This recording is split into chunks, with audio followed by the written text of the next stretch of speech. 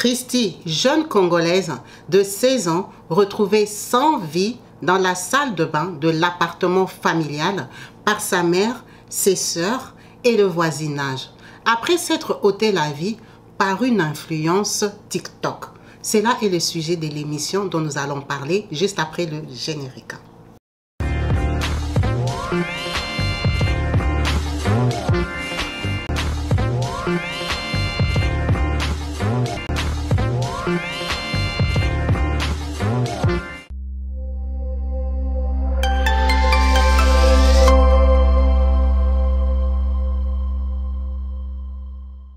Bonjour et bienvenue sur ma chaîne YouTube Kabibi Loba, avec moi-même Maman Kabibi. Comme vous savez, ici nous sommes là pour parler des faits réels, des diversités, de tout ce qui se passe autour de nous.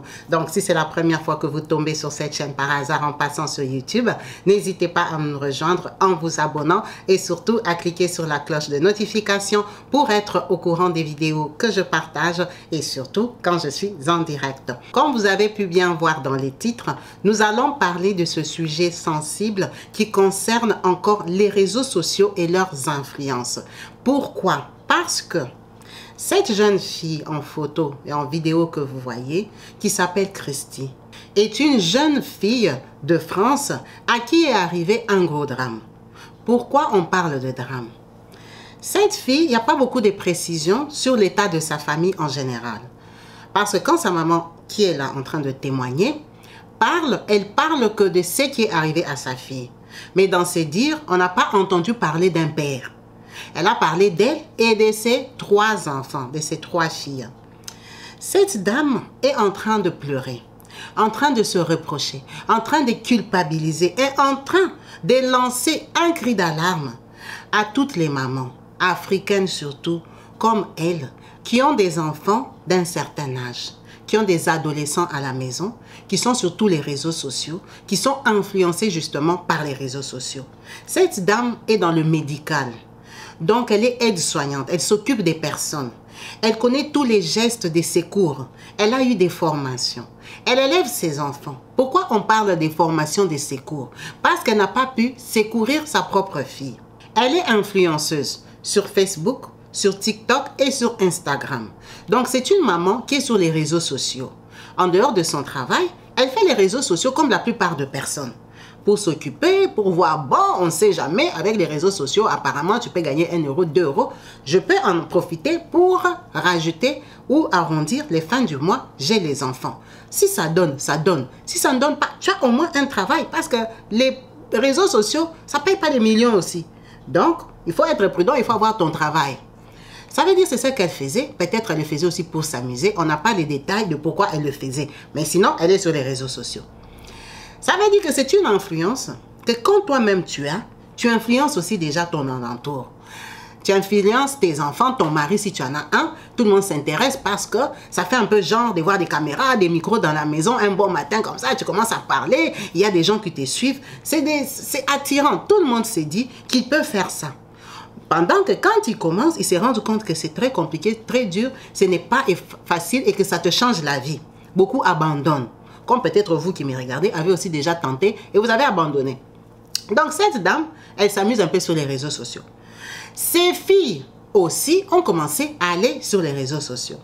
Sa fille Christy en particulier, une fille de 16 ans, franchement en France, elle a un téléphone. Elle est connectée. Pour qu'elle cause, elle échange avec ses amis, il y a des devoirs qu'ils font, il y a plein de choses qu'un enfant peut faire sur son téléphone portable aujourd'hui Android. Ça veut dire que ses enfants ont des téléphones.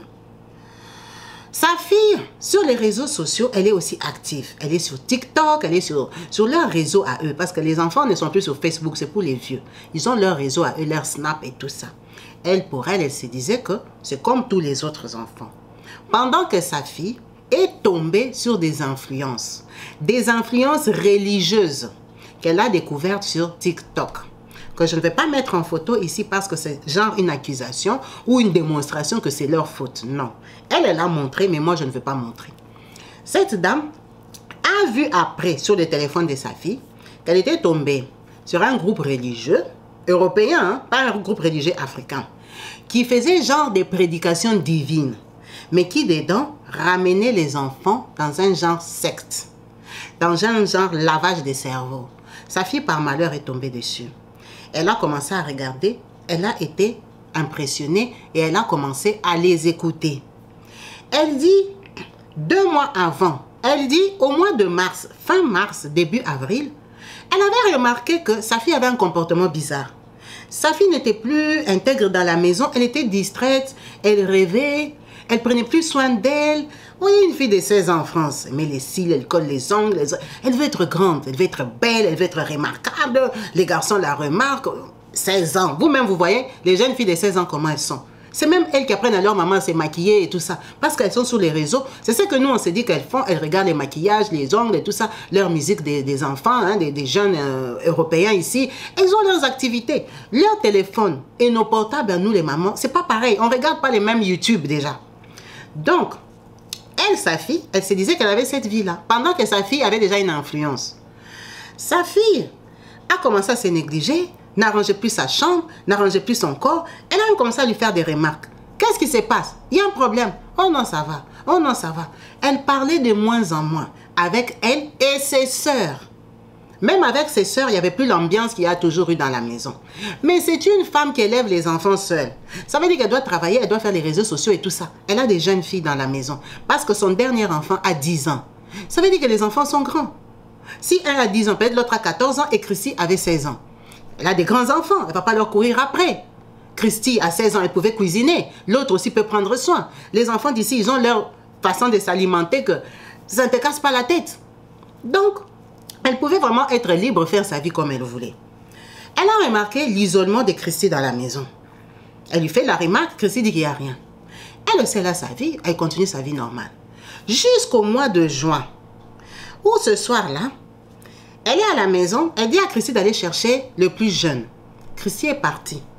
Quand elle revient, elle la trouve, elle, la maman, prête à manger, à passer à table. Elle lui dit, je sers comme ça, on va manger ensemble. Christy lui dit non, elle préfère aller dans la chambre. C'est une jeune fille. Tu vas pas la coller que viens seulement manger. Ah, ok, je vais aller dans la chambre, c'est pas grave. Elle a mangé avec le plus jeune, petit garçon. Après, elle est restée. À 20 h, l'autre jeune fille est revenue. Quand elle a vu que tous les 3 enfants sont dans la maison, c'est normal, tu peux aller te coucher. Elle a encore traîné un peu, tourné, vous voyez un peu une maman africaine. Elle a fini, elle a fermé ses clics et ses claques. Elle est partie dormir. Elle-même, elle dit, ce jour-là, elle a senti comme une fatigue. Elle avait la flemme. Elle s'est sentie lourde. Elle est partie dans sa chambre. Elle n'a pas lu la Bible parce qu'apparemment, elle lit la Bible le soir ou régulièrement. Hein? Elle lit la Bible, elle prie. Elle dit ce jour-là, il n'était que 21 h. Elle est partie dormir, sans prier, sans lire la Bible, sans rien du tout. Elle est partie, elle a dit, ah, je dors seulement. Elle a dormi. Elle s'est réveillée à 7 h du matin, sans se réveiller la nuit. Pourtant, d'habitude, en tant que maman, nous tous on fait ça. Tu pars, tu dors. Une maman ne dort pas comme ça toute la nuit, comme un enfant, comme un bébé, un nouveau-né. Une maman se lève quand même la nuit, tu pars un peu, tu regardes. Ah, tu regardes un peu, tout va bien. Quand tu sors là-bas pour aller au petit coin, tu contrôles un peu les enfants. Tout est en place, tu rentres dormir. Elle dit ce jour-là, elle ne l'a pas fait. Elle a dormi jusqu'au matin, elle était même surprise. Elle s'est réveillée à 7 h juste. J'ai dormi jusqu'à 7 h. De 21 h à 7 h du matin. Ok. Elle sort de sa chambre. Elle part à la cuisine directement. Elle va à la cuisine, elle part regarder, elle trouve la nourriture qu'elle a cuisinée hier. Elle voit que tous les enfants n'ont pas mangé. Parce que quand tu cuisines, pendant que tu as 4 ou 3 morceaux, tu dois trouver rien dans la casserole.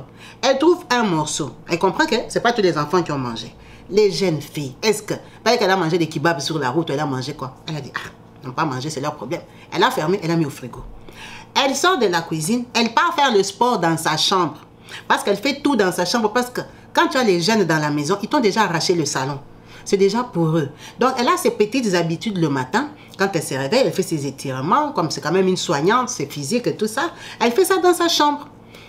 Du coup, quand elle était passée déjà à 7 h pour aller dans la cuisine, elle a vu que dans la salle de bain, il y avait les reflets de la lumière qui sortaient sous la porte. Parce qu'à 7 h du matin, il fait noir. C'est la France, c'est l'Europe. Il faisait déjà noir. Il faisait froid. Elle a vu qu'il y avait quelqu'un dans la salle de bain. Elle a des jeunes filles. Il y a sûrement quelqu'un qui se lave. Elle est partie. Elle a rangé un peu la cuisine. Elle est repassée 30 minutes après qu'elle avait fait dans la cuisine là. Elle repasse. Elle voit toujours la lumière. Elle part faire le sport. Quand elle termine le sport, maintenant c'est à son tour d'aller dans la salle de bain. Donc elle arrive, elle voit, il y a toujours la lumière, la porte fermée. C'est qui a fait une heure dans la salle de bain? Elle s'est dit peut-être que c'est les deux qui se sont échangés. L'autre aussi est parti se laver. Elle frappe, c'est qui est dans la salle de bain? Elle essaie d'ouvrir. Mais elle dit qu'elle a éduqué ses enfants à fermer à clé parce qu'elles ont beaucoup de pudeur. Elle ne se voit pas sans vêtements. Et, vous voyez, elle éduque ses enfants. Elle veut que chacun ait le respect mutuel de l'autre. Donc chez elle, quand les gens vont dans la douche, ils ferment à clé. Donc elle frappe, tac, tac, tac, qui est dans la salle de bain? Elle essaye d'ouvrir. Qui est dans la salle de bain? Ça fait une heure que je suis passée là. Personne ne répond. Qui est dans la salle de bain? Elle les appelle toutes. Personne ne répond. Elle quitte, elle va dans la chambre. Apparemment, Christy dort dans la même chambre que sa sœur. Quand elle arrive, elle voit, il n'y a que sa sœur. C'est le lit superposé. Elle voit sa sœur en bas, elle regarde en haut, elle ne voit pas Christy. Elle demande à sa sœur, où est Christy? Sa sœur lui dit, elle est dans la salle de bain. Elle dit, comment ça est dans la salle de bain? Mais je frappe, il n'y a personne qui répond. Elle dit, attends, papa, Christy, ouvre la porte. Sa sœur aussi se réveille. Sa sœur dit, ah, d'ailleurs, elle était partie dans la salle de bain hier soir. Donc, sa sœur et Christy, la dernière fois qu'elles se sont vues, c'était à 23 h, parce que les jeunes ne dorment pas tôt. Sa sœur dit, maman, quand on est revenu là, et qu'elle aussi, elle a mangé, elle est partie dans la chambre, enlever ses vêtements et tout ça, pour aller se débarbouiller, laver son visage et tout ça. Hein? C'est une jeune fille, leur maman leur a appris qu'il faut faire un petit soin le soir.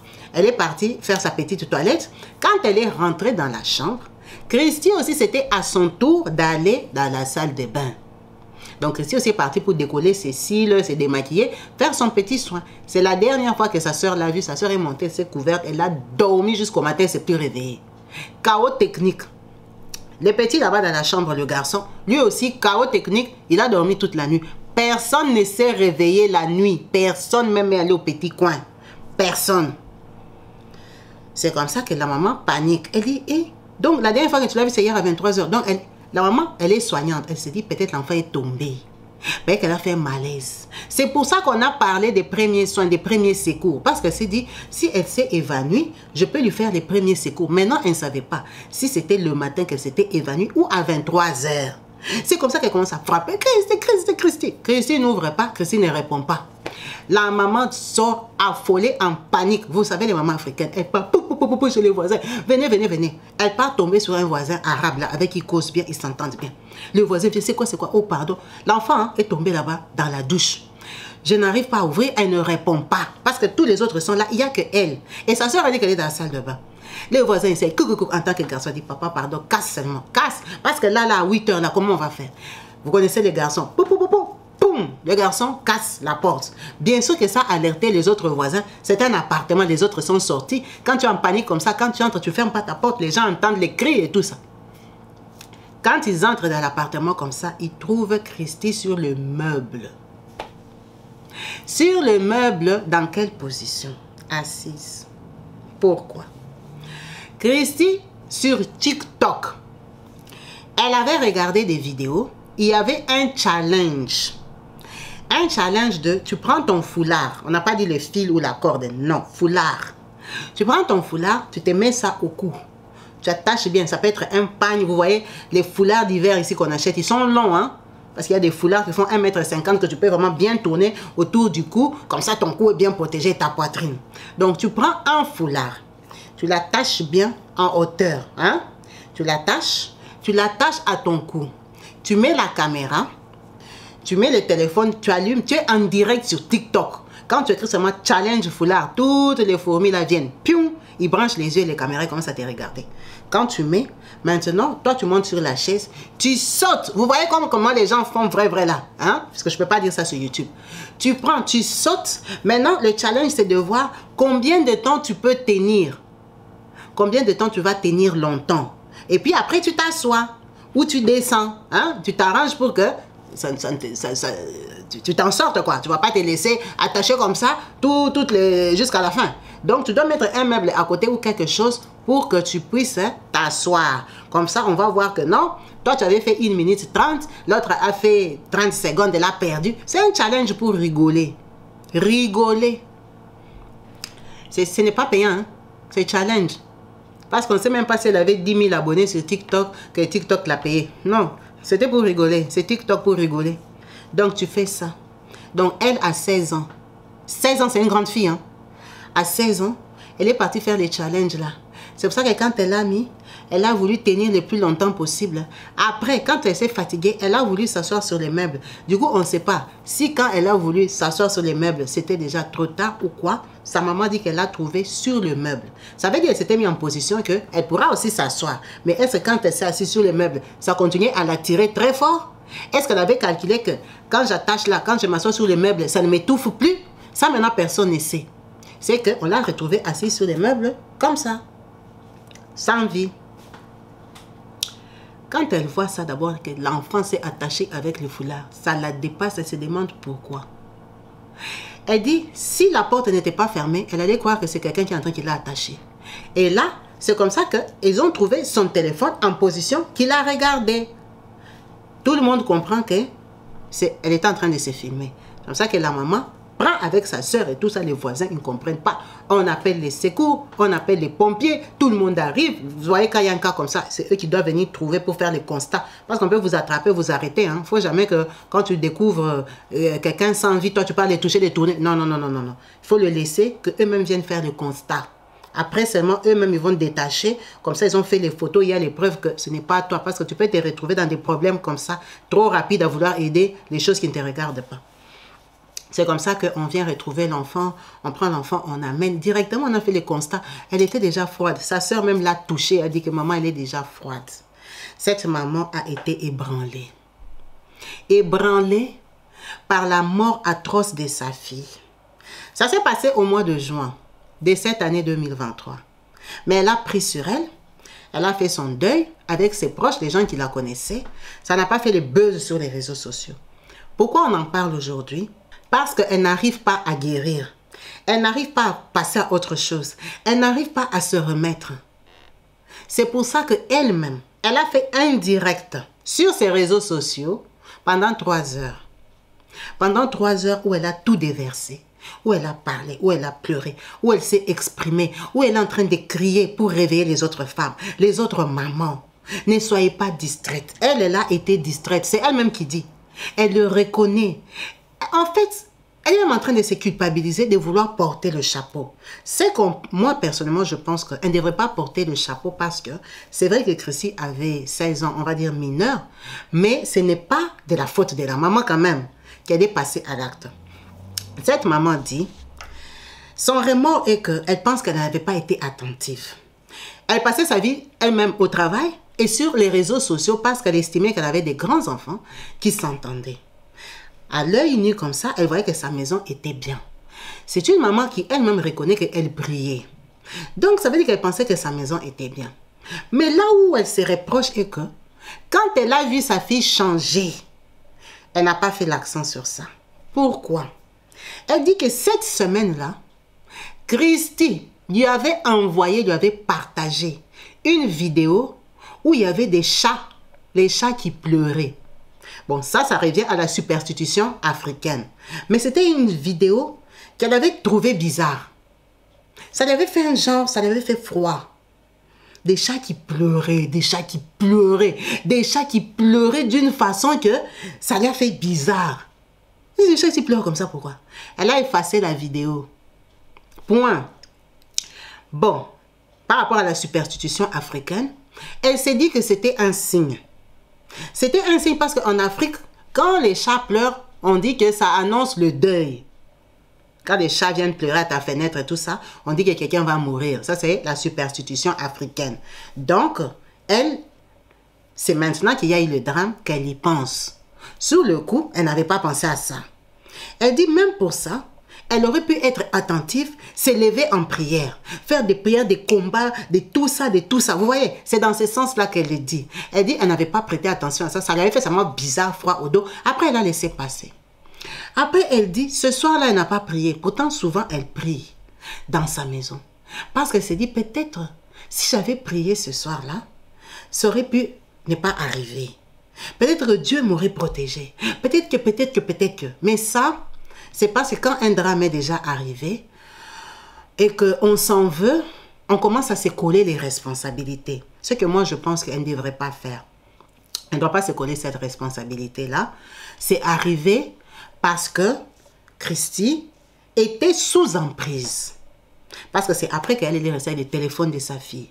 Elle a allumé, elle a commencé à voir toutes les activités, les gens qui l'écrivent, les gens qui balancent les choses, où elle est abonnée. C'est là qu'elle a trouvé que sa fille était dans une secte, si on va appeler ça secte. Quand elle a voulu lire tout ça, elle a compris que maintenant, elle est adulte, c'est une maman. Elle a compris que ça, c'est quoi? Mais ça veut dire quoi? Elle a compris que sa fille était influencée. Influencée sur ça.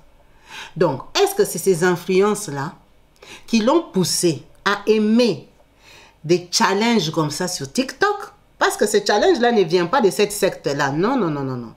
Sa secte-là, c'était autre chose. Où on lui prêchait des choses qui n'ont rien à voir avec la chrétienté, mais des choses bidons, quoi, envoûtement. Est-ce que c'est parce qu'elle était sous cette emprise-là que quand elle a vu les challenges des foulards, elle a trouvé ça normal? Parce qu'une personne normale, vraiment, tu vois un challenge, on te dit qu'elle va te mettre la corde des foulards et tout ça, tu sautes. Donc, ce que tu vas faire, tu t'attends à quoi? Ça veut dire que dans ce challenge-là, un jour ou tôt ou tard, il y a quelqu'un qui va perdre la vie. Tu ne peux pas t'exposer à ça. À 16 ans, tu n'as pas besoin de ça. À 16 ans, les gens regardent les TikTok qui font rire, les gens font n'importe quoi sur TikTok. Elle ne pouvait pas penser que sa fille, ce n'est pas un enfant de 8 ans qu'on va dire qu'il est encore influençable, il est petit. Une fille de 16 ans, elle ne pouvait pas penser qu'elle peut tomber dans un piège comme ça. Donc, elle s'est dit que c'est à cause de l'envoûtement qu'elle a eu dans la secte qui l'a poussée à suivre un challenge comme ça. Donc, elle est en train de réveiller les mamans pour dire que même quand les enfants ont 15-16 ans là, qui croient qu'ils connaissent tout parce qu'ils étaient doubles en taille, il faut continuer à vérifier. Rester attentif sur leurs réseaux sociaux. Leur parler, leur parler, leur parler. Il ne faut pas se fatiguer. Continue à leur parler comme quand ils étaient petits, ils avaient 5 ans, 8 ans, 10 ans, que tu t'inquiétais là. Continue. Parce que tu ne te rends pas compte qu'ils sont influençables. Et aussi, elle a dit à toutes les mamans qui n'acceptent pas que dans ta maison, tout le monde passe beaucoup de temps sur les réseaux sociaux. Il faut le temps de famille. Il faut le temps de convivialité entre vous. Parce que quand tu es dans la maison, tous les enfants sont seulement comme ça. Et que toi aussi, tu tombes dans les jeux des directs, tu tombes dans les jeux des réseaux sociaux, ça veut dire que et toi et ta maison, vous êtes quoi? Influencés. Parce qu'elle, aujourd'hui, elle ne fait plus tous ces directs qu'elle faisait. Ça lui a donné une leçon. Ça l'a découragée. Elle s'est dit, tellement que moi-même aussi, je faisais les directs, mes enfants pensaient que c'est une bonne chose. Mes enfants étaient influencés par ça. Mes enfants commençaient à aimer ça. Moi-même, j'aimais ça. Ça veut dire que combien de temps on a sur 24 heures pour aller travailler, venir faire les directs, s'occuper de la maison et des enfants? On n'a pas beaucoup de temps. À la maison, tu passes combien d'heures réveillées? Sur 24 heures déjà, tu dors peut-être 8 heures. Tu passes 8 heures au travail. Ça te fait déjà 16 heures. Sur 24, il te reste combien? 6 heures du temps. Quand tu mets 1 heure de transport, ça te reste 5 heures du temps. 5 heures du temps là, quand toi tu pendant les 5 heures du temps à la maison, est-ce qu'eux ils sont là? Ils sont peut-être pas là. Quand ils sont là peut-être, vous n'avez que 2 heures vraiment que vous pouvez passer ensemble. Ça veut dire que vous n'avez plus de temps de famille. Et maintenant, pendant les 2 heures là, il y a 1h30 où tout le monde est sur les réseaux sociaux. Il n'y a plus de famille. En fait, c'est le message qu'elle veut transmettre pour dire que même si les enfants ont des téléphones, comme on sait qu'ils regardent leur téléphone même quand ils sont dehors, il faut imposer des heures de famille. Il faut imposer des heures de convivialité en famille pour se découvrir, connaître les problèmes, les stress de chacun, hein, de comment vous vivez, quoi. De savoir qui traverse quoi. Elle dit parce que si elle avait cette attention-là, elle n'allait pas se rendre compte.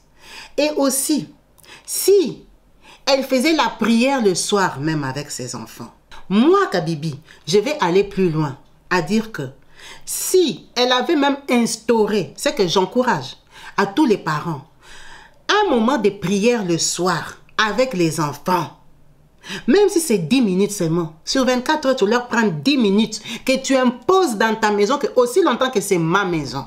C'est moi qui paye, c'est chez moi et que vous là, vous êtes mes enfants. Que vous le vouliez ou pas, chaque 21h ou chaque 21h30 ou chaque 22h ou quelle que soit l'heure, avant d'aller dormir, nous tous au salon, on s'agenouille 10 minutes seulement pour Dieu.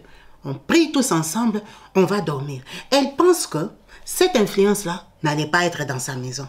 Si on comprend bien cette maman-là, elle priait. Elle a dit qu'elle priait. Elle lisait sa Bible, elle priait. Bien sûr qu'elle priait pour ses enfants, c'est une maman. Mais ses filles ne priaient pas. Ses filles ne sont pas entraînées à la prière. Ces filles, elles avaient 16 ans. Une fille de 16 ans peut servir le Seigneur. Une fille de 16 ans peut prêcher la parole. Une fille de 16 ans peut être une sœur convertie. C'est une âme qui peut déjà communiquer seule avec Dieu. Elle n'a pas que besoin d'être sous la couverture de sa maman, comme un enfant de 2 ans qui ne comprend rien, il ne sait même pas Dieu c'est quoi. C'est normal que tu pries pour un enfant de 4 ans, de 5 ans, il ne connaît pas Jésus, il rigole, il ne sait même pas Jésus c'est quoi. C'est normal. Mais une fille de 16 ans, elle a la capacité et l'intelligence de comprendre la chrétienté, la Bible. Donc, elle est aussi capable de prier. Elle est capable de prier. Ça veut dire qu'elle n'a pas entraîné ses enfants à la prière.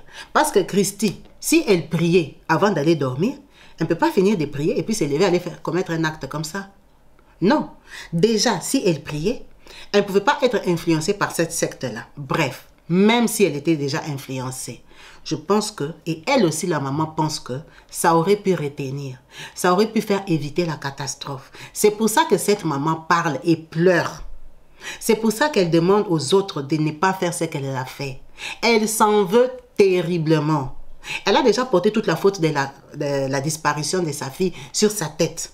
Elle s'est dit que c'est elle qui n'était pas la bonne maman. C'est elle qui était inattentive. Aujourd'hui, elle n'arrive pas à tourner la page parce que elle s'en veut, elle, en fait. Elle s'est dit, j'aurais pu faire mieux. J'avais donné l'importance à des choses futiles. Parce que ce n'était pas une influenceuse qui a une chaîne où les gens viennent. Non, elle passait seulement le temps. Elle passait le temps. C'est vraiment ça, en fait. Elle ne vivait pas de ça. Parce qu'elle avait son travail qu'il a payé pour qu'elle paye son loyer, qu'elle mange avec ses enfants. C'était juste le passe-temps des Internet. Alors, il y a beaucoup de mamans aujourd'hui qui passent leur temps sur Internet. Déjà qui regardent des conneries.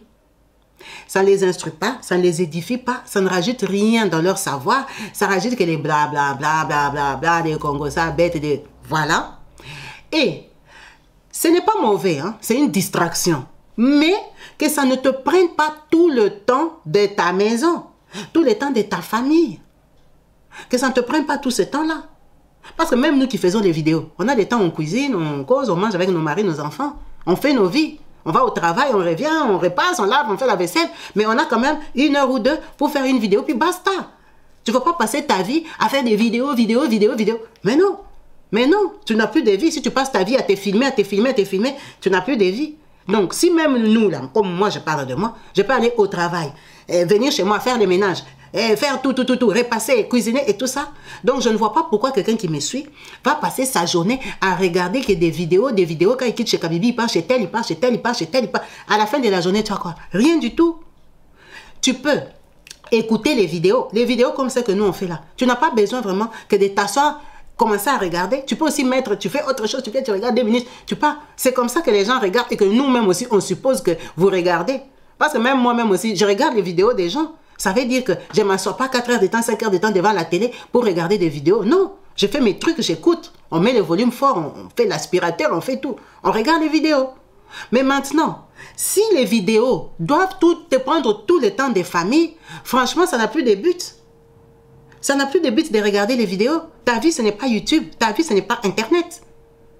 Tu as une maison que tu dois bâtir. Tu as des enfants à éduquer. Tu ne vas pas passer tout ton temps d'éducation à regarder telle influenceuse, tel coach, telle musique, telle comme ça. Non, non. Tu as le temps de la prière, le temps d'aller à l'église, le temps de méditer, le temps de regarder des conneries sur TikTok, ça te fait un peu rire, tu divagues un peu, tu es sorti un peu du stress du travail, tu regardes les gens qui ont fait des conneries, tu rigoles, la polémique qu'il y a sur la toile, et puis tu passes à autre chose. Tu continues ta vie normale. Tu ne peux pas sacrifier le temps de prière parce que tu dois regarder une vidéo. Parce que la maman, elle était fatiguée. Ça veut dire qu'il n'y a pas d'énormes sur dans sa maison. Parce que comment tu peux aller dormir sans prier? Elle n'a pas prié même 1 minute. C'est vrai que tous les jours, on n'a pas la même énergie. Même les prédicateurs, les pasteurs, ils ne prient pas pareillement tous les jours. Ne pensez pas que c'est eux qui prient de 3 heures de temps tous les jours. Non. Il y a des jours, tu es motivé comme toute personne. Il y a des jours, tu tapes la prière, même quand tu termines, tu dis, bon, aujourd'hui vraiment, même Dieu m'a senti que non, c'est bon. Mais il y a des jours, tu fais prière de 4 minutes. Tu n'es pas trop inspiré, mais il y a l'essentiel dans ta prière. Il y a l'obligation que tu ne peux jamais coucher ta tête sans avoir remercié Dieu.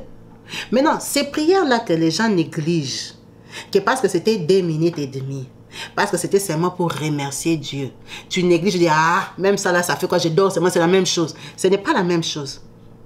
Ce n'est pas la même chose. Mets bien dans ta tête que ce n'est pas la même chose. Quelqu'un qui a fait même une prière d'1 minute, sincèrement à Dieu, et quelqu'un qui n'a rien fait, ne sont pas pareils. Ce n'est pas pareil. C'est de ça qu'elle s'en veut. C'est pour ça qu'elle pleure. Elle regrette tous les jours. Elle s'est dit que la fatigue qu'elle avait eue était anormale. Comment une maman peut dormir de 21h à 7h du matin? Elle a dormi combien d'heures? 10 heures de sommeil. Une maman. Tu ne peux pas dormir beaucoup d'heures comme ça. Tu vas te réveiller même la nuit, tu vas au petit coin. Elle a dormi de 9h à 7h. Ça veut dire que, d'après ses dires, il y avait une influence dans sa maison. Il y avait un mauvais esprit parce que sa maison, ces jours-là, personne ne s'est réveillé la nuit. C'est pour ça qu'elle pleure. Elle s'est dit combien de temps elle a passé là-bas. Peut-être elle était montée à 23h. Peut-être que si j'étais réveillée même à minuit ou à 1h du matin pour aller même au petit coin, j'allais voir la lumière, j'allais comprendre. C'est ça en fait qui la dérange.